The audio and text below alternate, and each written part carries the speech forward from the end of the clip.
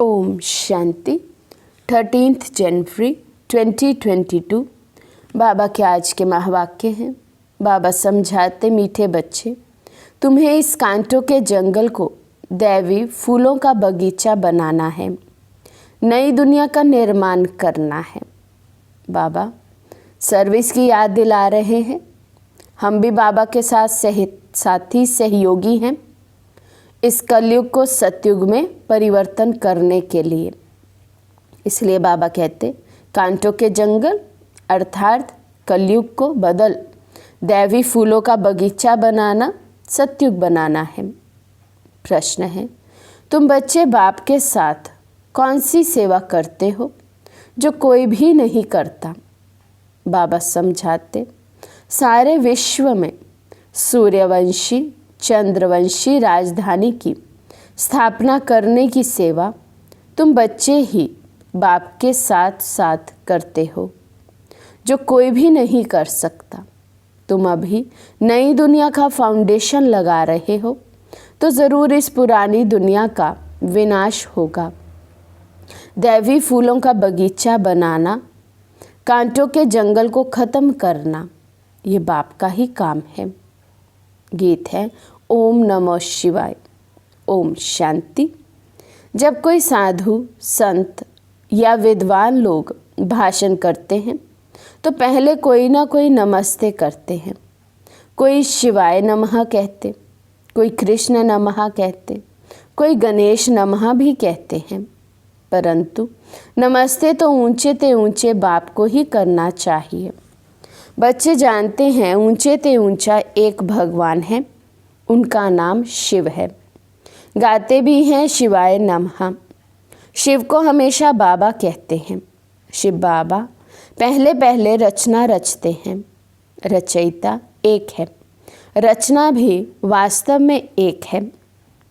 रचता बाप को और रचना दुनिया को कहा जाता है। बाप जो दुनिया क्रिएट करते हैं सो ज़रूर नई ही क्रिएट करेंगे, परंतु बाप ज़रूर पुरानी दुनिया में ही आएंगे। इसलिए बाप को पतित पावन कहा जाता है। सारी दुनिया के मनुष्य मात्र, उसमें भी खास भारतवासी बाप को याद करते हैं कि पतित पावन आओ। जब सब दुखी और पतित हो जाते हैं तभी बाप को पुकारते हैं, परंतु दुखी कब हुए और याद कब से करते हैं ये नहीं जानते। बाप बैठ समझाते हैं। आगे भी समझाया था कि हे बच्चे, तुम अपने दुख सुख के जन्मों को नहीं जानते हो। मैं जो ज्ञान का सागर नॉलेजफुल हूँ, वे बैठ तुमको समझाता हूँ। शिव बाबा कहते हैं, मैं मनुष्य सृष्टि का बीज रूप भी हूँ। मुझे पतित पावन भी कहते हैं, तो ज़रूर पतित दुनिया भी है, पावन दुनिया भी है। पावन दुनिया को हेवन अथवा गार्डन कहा जाता है। फिर जब दुनिया पतित होती है तो कांटों का जंगल कहा जाता है। बेशुमार मनुष्य हो जाते हैं, माया का राज्य शुरू हो जाता है। कैसे हम गिरती कला में आते हैं, पूरा कल्प का चक्र कैसे लगाते हैं, कैसे पहले पावन दुनिया फिर पतित दुनिया बनती है। तो बाबा समझा रहे हैं, जब बेशुमार मनुष्य हो जाते हैं, माया का राज्य शुरू हो जाता है। किसी को भी समझाना है कि आज से 5000 वर्ष पहले भारत गार्डन ऑफ गॉड था। मनुष्य बहुत सुखी थे। नई दुनिया में सिर्फ भारत ही था, कोई भी खंड का नाम निशान भी नहीं था। नए भारत में फिर नई दिल्ली भी थी, जिसको परिस्तान कहा जाता था। भारत हीरे जैसा था, उसको ही सुखधाम भी कहते थे। अब तो भारत पुराना है, उनको ही दुखधाम कहते हैं। तो बाबा पूरा क्लियर कर बता रहे हैं कैसे कैसे हमें अन्य आत्माओं को समझाना चाहिए सतयुग और कलयुग के बारे में। सतयुग में क्या कैसे था, कलयुग में क्या और कैसे है। बाबा कहते, अब बाबा समझाते हैं आजकल दिल्ली में विश्व नव निर्माण प्रदर्शनी कर रहे हैं, मनुष्यों को समझाने के लिए कि ये विश्व नया कैसे होता है। चित्र सामने रखकर और कोई समझा ना सके, ना कोई ऐसी विश्व नव निर्माण प्रदर्शनी खोल सके। ये पहला बार ही है जो ब्रह्मा कुमार कुमारियाँ बैठ समझाते हैं। भारत नया था तभी सुखी थे। लक्ष्मी नारायण राज्य करते थे। विष्णुपुरी नई दुनिया थी। नई दुनिया का निर्माण यानी फाउंडेशन लगाना, ये परमपिता परमात्मा का ही काम है। भारतवासी जो खुद ही अपने को पतित भ्रष्टाचारी कहते हैं, वे नए विश्व का निर्माण कर ना सके। तुम जानते हो वो लोग क्या क्या फाउंडेशन लगाते हैं। बाप कहते हैं, मैं स्वर्ग नई दुनिया का फाउंडेशन लगाता हूँ। पुरानी दुनिया का विनाश होना है। ये है कांटों की दुनिया। मनुष्य जैसे कांटे हैं, एक दो को दुख देते रहते हैं। भारत गार्डन ऑफ अल्लाह था, गॉड ने स्थापन किया था। शिवाय नमः भी कहते हैं। शिव बाबा ने कैसे स्थापन किया? बरोबर ब्रह्मा द्वारा गार्डन ऑफ अल्लाह व दैवी फूलों का बगीचा स्थापन कर रहे हैं। कांटों के जंगल को बदल दैवी स्वराज्य स्थापन करेंगे। बच्चों को निमंत्रण देते हैं। यहाँ भी बच्चों ने निमंत्रण दिया कि बाबा आकर देखो, हम चित्रों पर कैसे समझाते हैं कि नई दुनिया की स्थापना और पुरानी दुनिया का विनाश कैसे हो रहा है। बाप आकर देखो और श्रीमत दो बुला रहे हैं। अब इन चित्रों पर किसी को समझाना तो बहुत सहज है।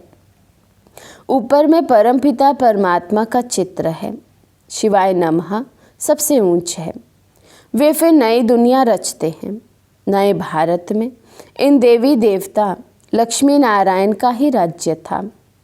तो ऊंचे ते ऊंचा परमपिता परमात्मा वे फिर से सूर्यवंशी चंद्रवंशी राजधानी की स्थापना करते हैं। ब्रह्मा और ब्रह्मा कुमार कुमारियों द्वारा वे सतयुग आदि में थे, तो स्थापना ज़रूर कलयुग अंत में ही की होगी। सो अब फिर संगम युग पर कर रहे हैं। वास्तव में सभी आत्माएं शिव की संतान हैं और प्रजापिता ब्रह्मा के भी बच्चे हैं। हर एक आत्मा में पाठ सारा नूंधा हुआ है। पहले पाठधारी ये हैं जिसको पूरे 84 जन्म लेने हैं। पुनर्जन्म लेने का रस्म तो शुरू से चलता आया है। सतो प्रधान, फिर सतो रजो तमो बने हैं। सतो प्रधान जब थे तो सूर्यवंशी लक्ष्मी नारायण का राज्य था। 16 कला संपूर्ण थे, फिर 14 कला बने। इन दो युगों को गार्डन ऑफ फ्लावर कहा जाता है। वे है सुखधाम। ये चित्रों पर समझाना बड़ा सहज है। ऊपर में शिव बाबा जिस द्वारा विश्व नव निर्माण हो रहा है, ब्रह्मा विष्णु शंकर, उनको रचने वाला ये शिव बाबा है। तो उस समय ये कहीं नई प्रदर्शनी लगवाई है, वहाँ आकर बाबा डायरेक्शन दे रहे हैं कैसे कैसे किसी को समझा सकते हैं। ये बच्चों को समझाना है कि नई दुनिया की स्थापना और पुरानी दुनिया का विनाश होना है। अब इतने सब धर्म हैं, सिर्फ एक देवी देवता धर्म नहीं है, वे प्राय लोप है। जो देवी देवता धर्म वाले थे वे अपने को हिंदू कहला रहे हैं, क्योंकि सतयुग में सब पावन थे, अब सब पतित हैं। बाबा का नाम ही है पतित पावन। अब पतित बनाने वाला कौन? ये बाप ही समझाते हैं। बच्चे फिर और भाई बहनों को समझाते हैं। पतित बनाने वाला है रावण, जिसको वर्ष वर्ष जलाते हैं। रावण का कोई रूप नहीं है। वे है गुप्त, 5 विकार स्त्री के, 5 विकार पुरुष के। भारत का बड़े ते बड़ा दुश्मन है ही रावण, जिसने भारत को कौड़ी मिसल बनाया है। अब इस रावण पर जीत पहनो मेरी मत द्वारा। इस समय सब पतित बन गए हैं। इस कारण परम पिता परमात्मा की ही श्रीमत चाहिए और कोई की भी मत पर चल आत्मा पतित से पावन बन नहीं सकती है, क्योंकि इस समय सभी पतित हैं। तो बाबा कहते हैं अब तो पावन बनने के लिए केवल एक परमात्मा की ही श्रीमत चाहिए। श्रीमत है भगवान की। भगवान उवाच, हे बच्चों अथवा आत्माएं, तुम सारा समय देह अभिमानी रहे हो, अब देही अभिमानी बनो। तुम आत्मा अमर हो, तुम ही शरीर छोड़ती और लेती हो। बाप कहते हैं, हे ब्रह्मा, तुम अपने को नहीं जानते हो, तुम्हारे लिए ही गाते हैं। आधा कल्प ब्रह्मा का दिन, आधा कल्प ब्रह्मा की रात। तुम बच्चे इन बातों को समझे हुए हो, तब तो प्रदर्शनी खोली है। अब इन चित्रों द्वारा समझाओ। अब ये ब्रह्मा और ब्रह्मा कुमार कुमारियाँ परम पिता परमात्मा द्वारा अपना वर्षा ले रहे हैं। गाया जाता है, ज्ञान सूर्य प्रकटा, अज्ञान अंधेर विनाश। उस सूर्य की बात नहीं, मैं ज्ञान सूर्य इस समय ज्ञान वर्षा कर रहा हूँ, जिससे तुम पतित से पावन बन रहे हो। बरसात का पानी कोई को पावन नहीं बनाएगा। मुझे पतित पावन कहते हैं, मेरे पास ही नॉलेज है। फिर पतित से पावन और फिर पावन से पतित कैसे बनते हैं? पावन नई दुनिया और पतित पुरानी दुनिया को कहा जाता है। पतित बनाता है रावण, रावण को शैतान और राम को भगवान कहा जाता है। वे राम सीता वाला नहीं।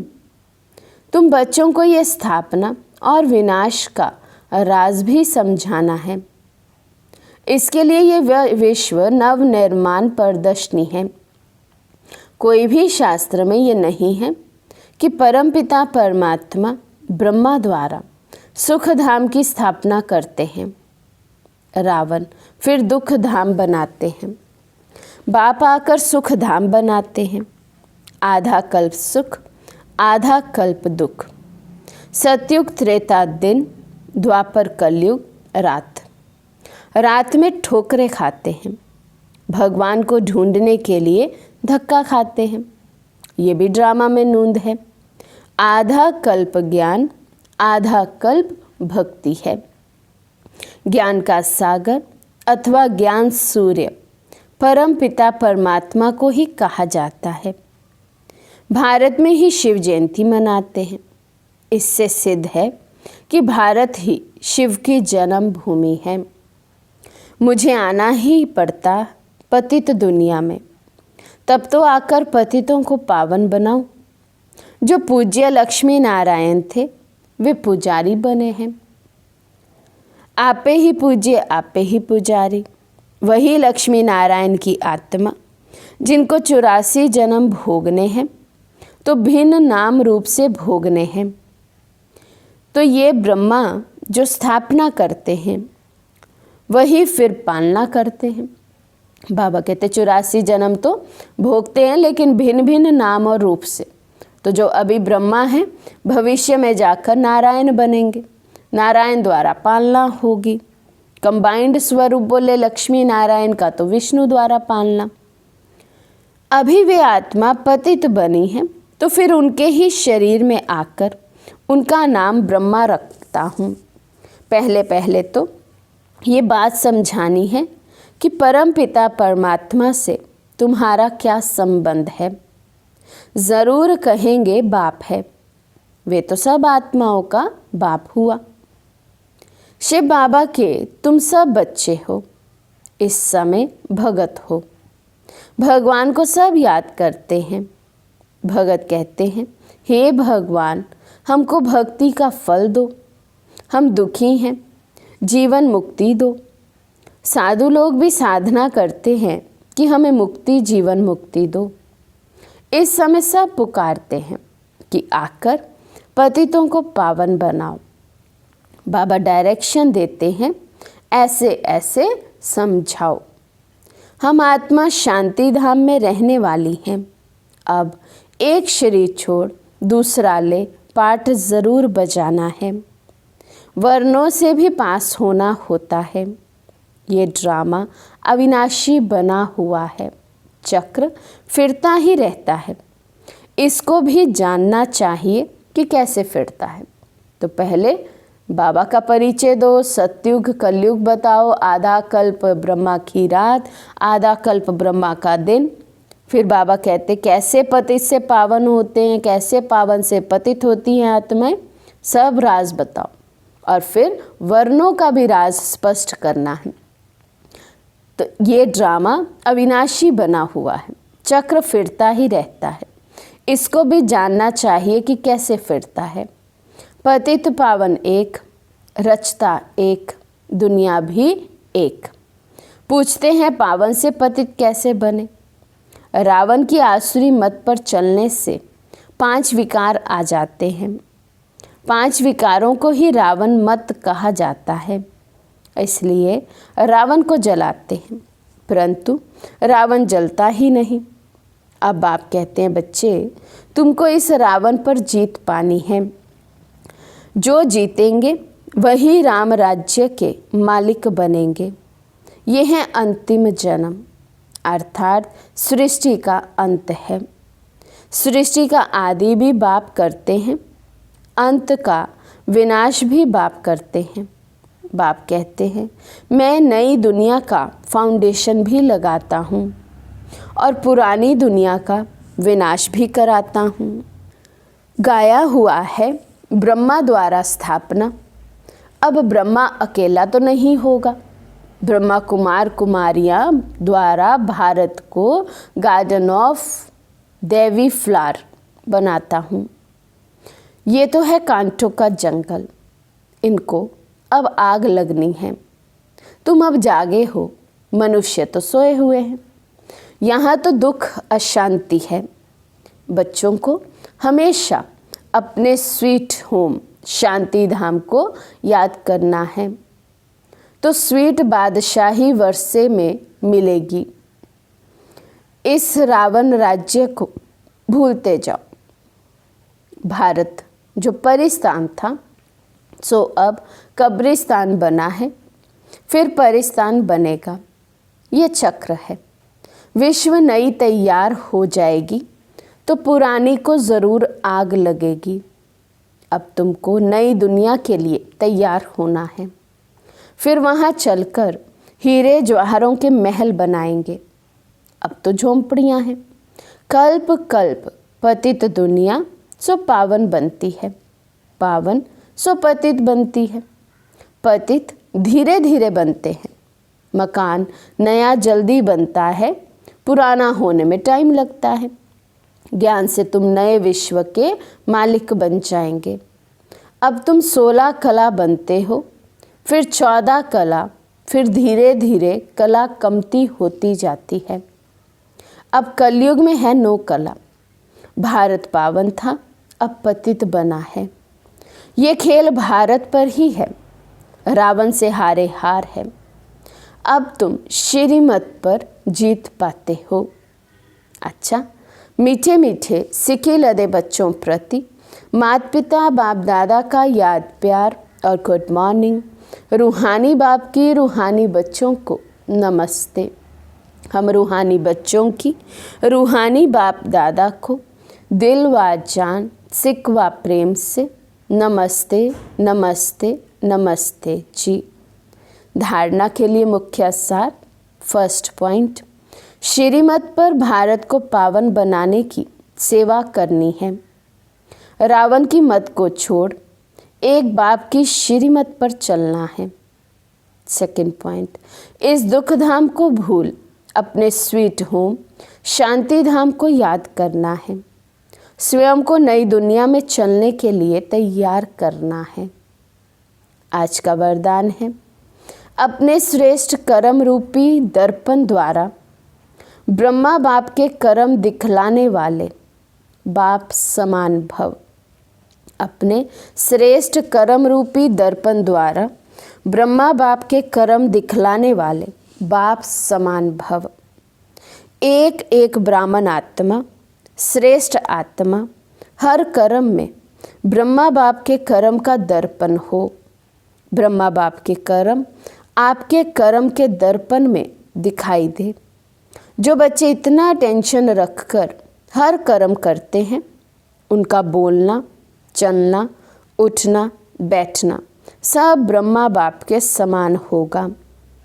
हर कर्म वरदान योग्य होगा। मुख से सदैव वरदान निकलते रहेंगे। फिर साधारण कर्म में भी विशेषता दिखाई देगी। तो ये सर्टिफिकेट लो, तब कहेंगे बाप समान। स्लोगन है, अव्यक्त स्थिति का अनुभव करने के लिए बाह्य मुक्ता को छोड़ अंतर्मुखी एकांतवासी बनो। अव्यक्त स्थिति का अनुभव करने के लिए बाह्य मुक्ता को छोड़ अंतर्मुखी एकांतवासी बनो। अच्छा, ओम शांति।